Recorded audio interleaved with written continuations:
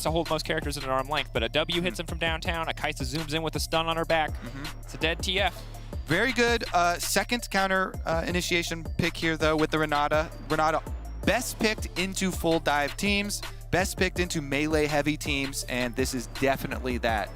You will get very good use out of this ultimate. Cario was one of the first players to jump on this champion, started spamming it, so excited to see what he can do with it.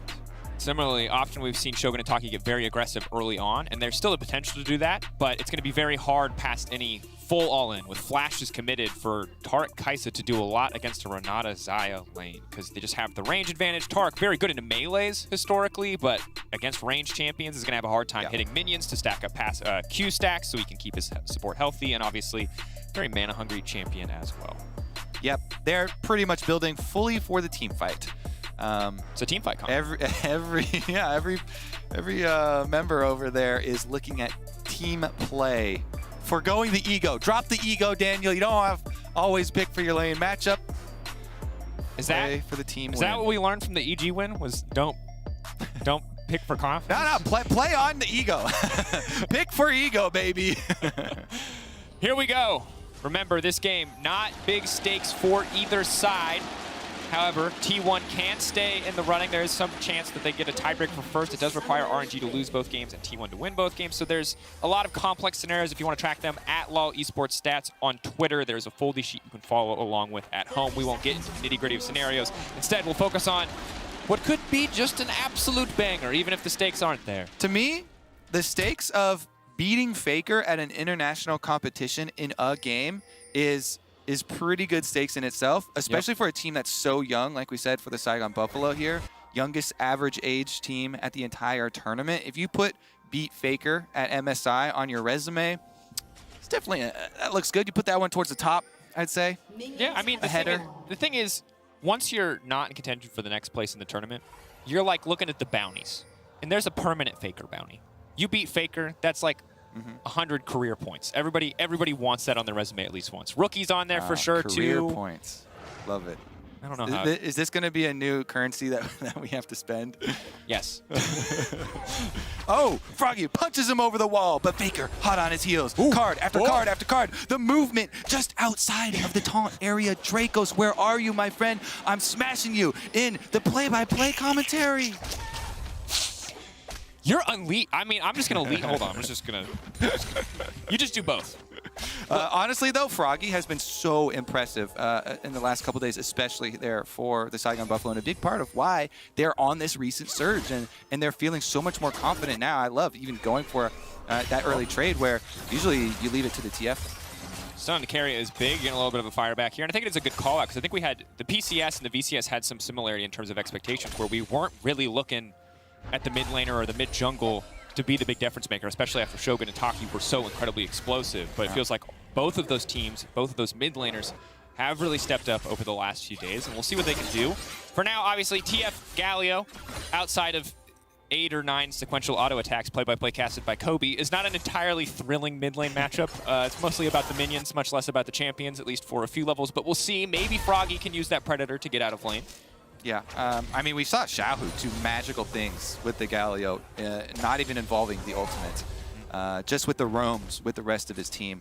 But as you also highlighted, there are less exciting pieces on the other and the playmaking positions on the map. For junglers and supports, both of these supports, well, never mind. That's a kill. Taki flashing back. Otto gonna go down. Carrier grabbing the kill. Taric there for the team fight, but the lane phase is hard. As I was saying, Carrier monster with the Renata, and topside the action continues. Zeus, good magic damage shield coming in from the adaptive defenses. 3 stacks 4 now. Zeus can get a little bit of health back. BJ should be able to grab this one. Zeus is trying to move in and get the kill. No, why did you walk in, Osmed? Oh, that was no. I feel you, BJ. I'm pissed. I'm pissed for you. I've been there so many times. Jungle comes up. Hey, I've got this kill. Just don't die. Don't walk up. Zeus has Ignite. He cannot get away. He has no flash. And yet you walk up and let him ignite you. Not a good look. I feel that so, Zeus, man. But Hazmed, bit of an it moment there, sadly. Good news is the Viego has been snowballed. He's ahead in camps, and now he's got a kill as well. Perhaps they can go for the rinse and repeat here. A little bit of redemption. Hook shot wall dive in. Zeus quick on the skip and slash to walk away. Oh, man, the movement. He just walks between them. Sup, clown? I'm going to school you again. That's for a what. proc. Zeus! There's not enough movement for that one. He was good. He went back in for round 2. Kobe! What is happening with the top laners in this game, I love this. Dude? So, our theme of drop the ego, yeah, not going to be the case again. No. Every lane but top lane, yes. Yeah. But top lane, the ego is alive. Hazmed walks back in for no reason. I think Zeus walks back in. I think even top laners would agree that top laners have the biggest ego in League of Legends. It's either that or AD carry, I feel like. I think we need to get a poll up. Bigger egos, AD carry mains or top lane mains? Honestly, I feel like it's the top laners. And we saw it swing both ways there. Zeus goes back in. Wanted to make him look silly again, but in the end gives the kill back. And you can't be giving money over to the Saigon Buffalo. SKT still have a fairly comfortable lead, but now 2 kills onto BJ. And last time BJ got this much success early on, he was on the Gwen, and they won the game. Kobe, I've been informed we actually cannot get a poll for bigger egos between AD carries and top laners. Well, I'm just going to be the only vote then. Since there's 2 of us here, we both get to vote. Here's the poll. I vote for top laners. Don't do this to me. What's your vote? What's your vote? I'm being peer pressured into top laners, but I feel like in game it's the top laners right now, but from speaking to players, 80 carries. That's what I thought. They like a lot of resources. That's what I thought. You know? All right. I was bullied. That's what it was. Yeah. Okay, so the real answer is it's us junglers, and we're just like. It's always about you guys. I'm projecting hard right now, huh? Okay. Meanwhile, it is going to be a tale of level 6s for the mid lane. Finally, we get to unlock some of these playmaking mid lane abilities here. Ultimates available for Froggy and Faker. They're trying to bait. They walked up. Maybe faking the roam, hoping to catch Faker. I'm a frog. I'm a chicken. What am I? It's hard to say. It's a frog in a chicken suit. That's the true answer. There we go. That's a biology class experiment I never did. All right, Owner comes to play as well. Who's going to bait who into a fight? Looks like it's going to be top lane again. Early moment here. Faker is halfway up the river, though, and that's far enough for Twisted Fate, so BJ knows he can't go for it. And big. I feel like BJ really wants that level 6. Obviously, the ability to be unstoppable, and that ultimate gets him out of so many difficult situations. So we'll go back to his clear. About even with the Poppy now, but obviously way ahead of gold in terms of kills. And as expected on the bottom side, Taki does continue to suffer. Range advantage for T1, champ advantage for T1. Taric is... Bottom lane Canyon, what the heck? We're having fun, Daniel, looking at the top lane. Guess what? Looks like, ego or not, Gumayushi is turbo blasting bottom lane after the early kill there from Keria. My God, and I got that CS. Yeah, I don't want... The problem is the champion. Taki can't, unless the enemy team just AFKs, Taric just does not do anything against these 2 champions. Yes. He dies under tower. He dies under tower. What was that? He builds a tier. He took the handshake. Yeah. You don't want a handshake. You want to stay away as the Taric. So things might get a little bit better once we get to level 6, once there could be some jungle attention down on the bottom side. But for now, red buff taken away. Bija, no, yes. Does manage to get it. Owner wants to knock him into the wall. Knock back on the blast cone, that was huge. It allows him to just ult out to safety. But here comes Faker. Faker going to be isolated in the 1v1, though. BJ, if he sees this opportunity, maybe they can get something done. Galio coming in as well. Froggy instantly going to retreat. So the saddest part about that play is that now with both mid laners using their ults, we are less likely to get our exciting play on the other side of the map, but Owner wants to continue on the play. Level 6 Poppy coming in hot. Could be big. Stealing the blue buff away from the Galio is impactful. BJ is going to take that one out quickly. All sides retreating down to the top lane tower, and Faker can roam back to mid lane. Renata's there as well. Keria roaming up. Taki coming in too. So Froggy has no teleport, so this not only gives Rift Herald priority to start for T1, actually they call that one off, but it allows Faker to push that mid wave in. So again, it's going to be a support absorbing a mid lane experience as Taki has left the bottom lane. Decided the best way to fight a double range matchup as Taric is to leave. Which I think is the right call, except he does need some XP and he's going to have to take it from somebody. You know, if Shogun's going to get that time to farm isolated. The difficult thing right now for Saigon Buffalo, while they are going even in kills, is that Hosmed might be in trouble here. Flash in, Owner going to knock him to the wall. Good Camille ult in response, but here comes Zeus. Hosmed gets burned down. Clean kill pickup for T1, extending the gold lead to 2,000. All right, this is going to be a difficult Gwen to deal with. The biggest problem, of course, is still going to be bottom lane. Gumayushi here on the Xayah for the Buffalo to deal with, but it's not going to make matters any better for the Buffalo. And Zeus is going to be able to get at least one turret play. Gwen's actually really good at taking them. Stun. Sidestepped. Guma still stepping forward. He just does not care about the Taric. Taki, though. Comes BJ. Maybe they can get something done. Guma very low, but he has the heal, he has the flash, he has the ulti. There's just no way you can kill the Xayah. Yeah, very, very confident movement here from Gumayushi. No extra threat from that Taric, so able to fight them off. And they retain vision control of the dragon. Not gonna overplay their hand, but it is gonna be another shove in here for the T1 bottom lane. And I mean, Shogun has very little mana also to stick around with. It's hard for him to clear waves. Galio though, Galio roaming halfway down. Maybe Froggy can cover something. BJ goes straight in. He's got flash ults. Shogun really doesn't have enough mana, I think, to It's too much counter. I mean, this is, again, why we love tracking meta here at MSI. If so many teams are going teamfight dive, then the teamfight counter dive and disengage comes in big. If you've got Renata and Xayah, it's basically the premier counter initiation bot lane duo. Xayah can have safety with her ult, and Renata can make you start hitting yourselves. Yeah. Or each other. Yep. I mean, the thing right now, Kobe, is that the kill traits have felt relatively even. And admittedly, top side was super bloody, but also super messy. But bot side is just building such an individual crushing advantage. And yes, BJ is strong. 2-0-0, ahead in CS. TY MasterCard. But MasterCard, as you're highlighting now, that's a gale force for that Xayah. Keria and Guma are going to be such a massive, massive problem for Saigon Buffalo to deal with. We know that their composition is built for team fighting, but the way T1 is playing right now, their lead may be insurmountable before we even get out of the laning phase. I for sure would bet a large sum that the first Gale Force from Gumayushi is used towards enemy champions, not away from them. It is used for the burst damage. Let's take a look at this one, though. I might be eating my words because Brush Gank. Keria. Smells him. Smells it. What's up, Viego? You know, I think Viego would have like a rotten kind of smell, you know, all that undead action going on. I thought he'd be kind of scentless, but that is a good point. Yeah. Keria, the fact that Keria can smell that through the gas mask, though, is very like he has to be very stinky. Actually true. Keria.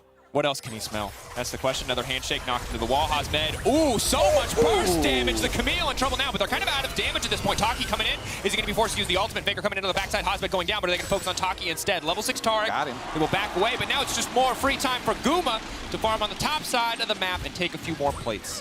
Faker with the hand of Midas here. Gold card turns Hosmed into golds for himself. And that's the easiest kill secure that we've seen all day. Yep. Oh, Keria.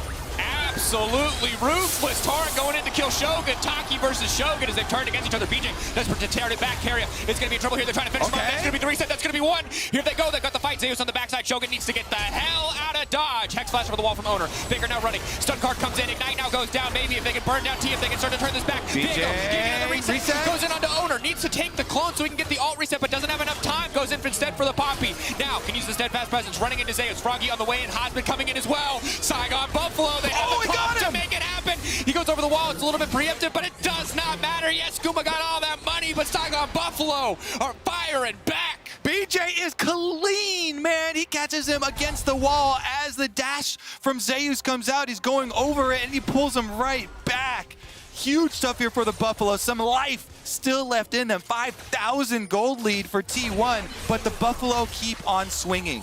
Here's a handshake from Keria. It was a great start to the fight for T1.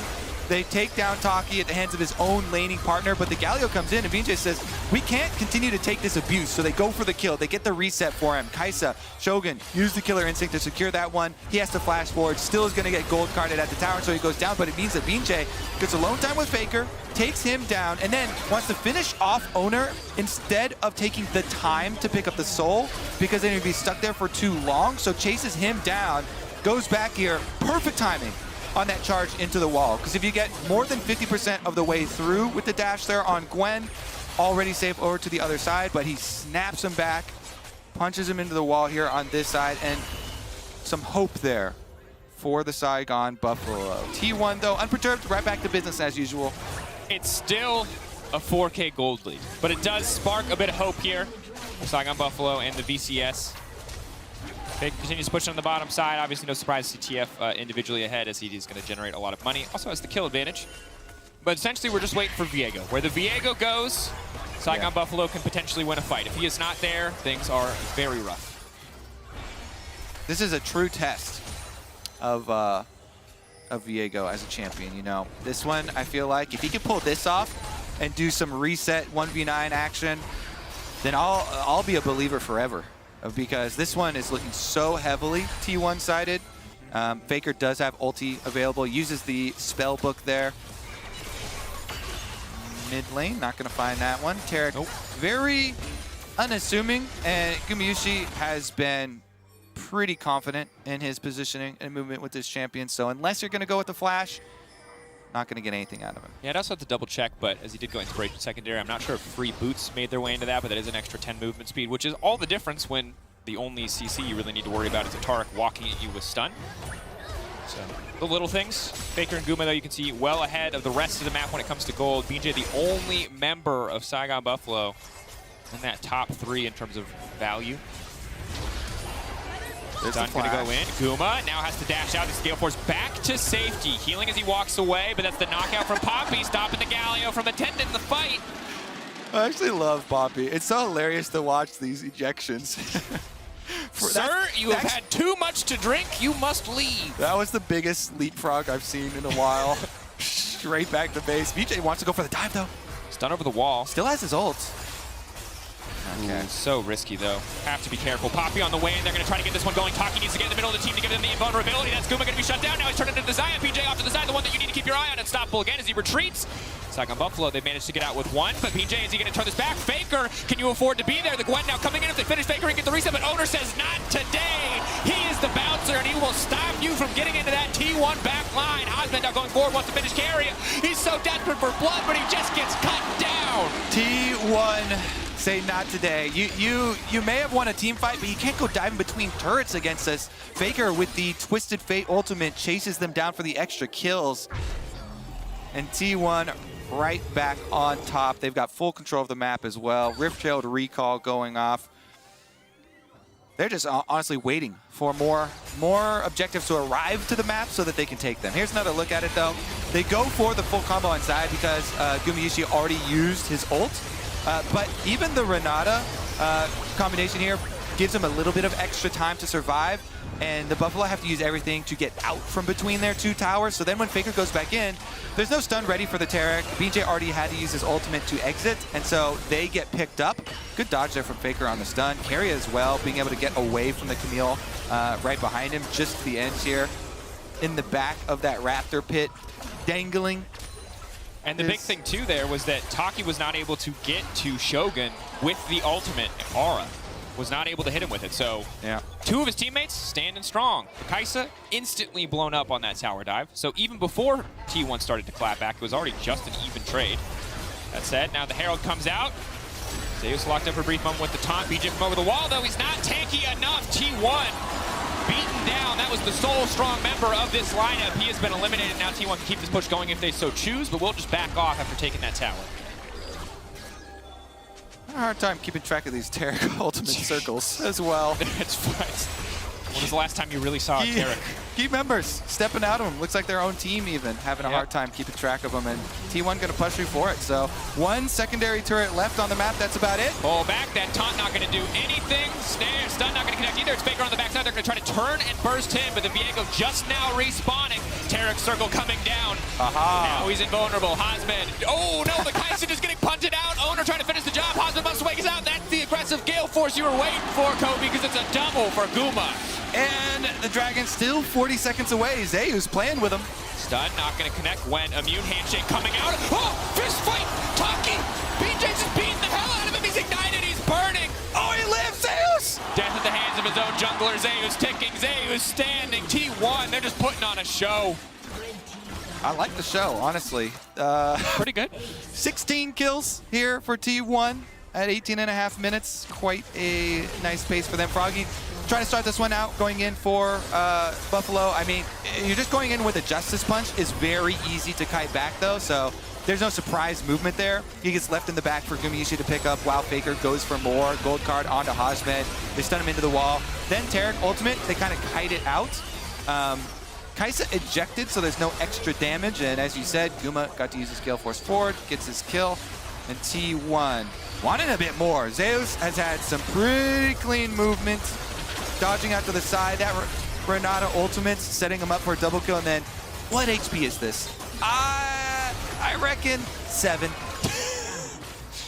I've seen quite a few health bars in my day. Maybe a little bit less, maybe 4 down there for the lowest health. But damn, that's the level of analysis we all aspire to. You just know. You just look at a health bar, you're like 7 HP. I can look at that dragon and say 603, 360, 74. But that's less analysis and more reading because they put the number on there for you. Which I'm glad that they did. That's a positive change. No, yeah, especially for junglers. Yeah. All right, well, here we go. Dive opportunities aplenty for T1. The last bastion for the Buffalo. Baron is up, though, so no dive today. Retreat, recall, go to Baron. You've got plenty of wards leading up to the Baron. And this is the last hope for the Buffalo. Here we Miracle Baron counterplay. Team fight composition. Double Divine Sunderers. Kaisa on 2 items. The potential to collect a lot of money. That's it. Keep going. They're going to get some divine intervention with their Divine Sunders. Ruffalo, hear our prayer. Grant these bold players the power to outfight. But T1, I don't think they're interested in that because they just have more money, more items, and potentially are set up to win this one because Guma remains untouched. Yes, they're going to get Carrier, but it's not going to do a lot because already the team is being split apart. Carrier still standing for now. Now the rest of the damage is coming through. There's nothing here for them. Zeus on the hunt. Froggy finally making it back to the fight, but the team is already lost by the time he returns. In the meantime, Hosman now running. Guma and Owner going in. Faker teleporting to a random ward on the backside, but here he is with the gold card, taking him down. The power of Mark Ruffalo is not enough because one minion survives. They don't need it. The Buffalo.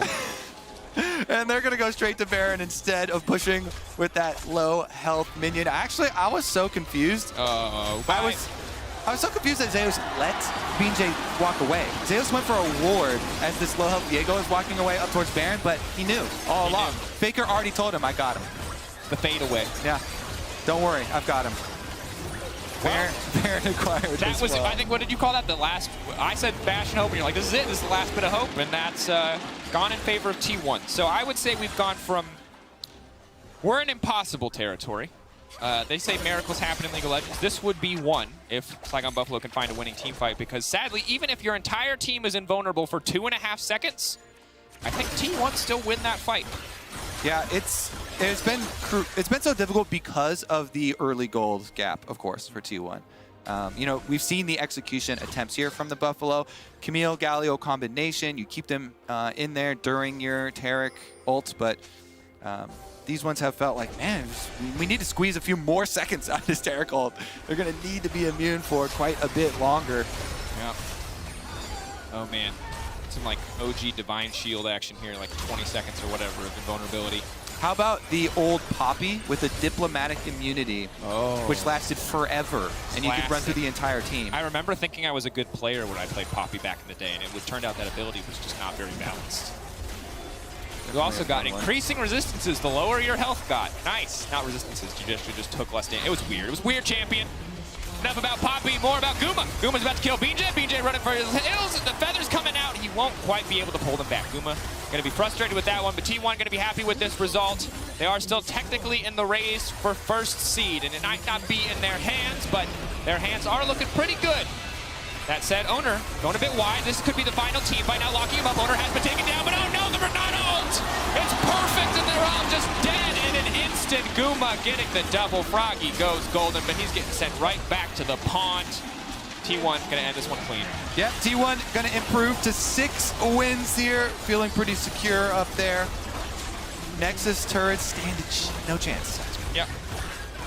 GG T1. They were already locked, but they are separating themselves from the rest of the pack. Obviously, do not want to be third or fourth. Would love to be first. but even second, not a bad position to be in. Yeah, that's a pretty good evaluation. That's There you about go. how I feel about all those positions. Yeah, there you go. Should I just list each Correct. of them? They Yeah. could be any of these 4. 5's been kind of lucky for me, though, so Yeah. I guess I'll wait a little bit towards 5 not being too bad. 5, not too bad. I'm pretty happy with top 4 for EG. Pretty much all the teams just watching this game, though. Yeah. As you said, no real implications for the standings In with this game, yeah. this result, and everybody pretty much looking for our next game. Certainly. I mean, the rest of the day, obviously very tense. G2 looking to find a win over EG, potentially a preview of what is to come in the bracket stage, depending on where people finish and who people choose.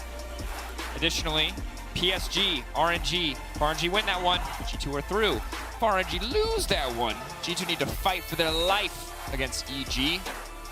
Makes that one a do or die. So a lot of stakes as we move later into the day. Our first game of the day wasn't as important for Buffalo. Third game of the day wasn't.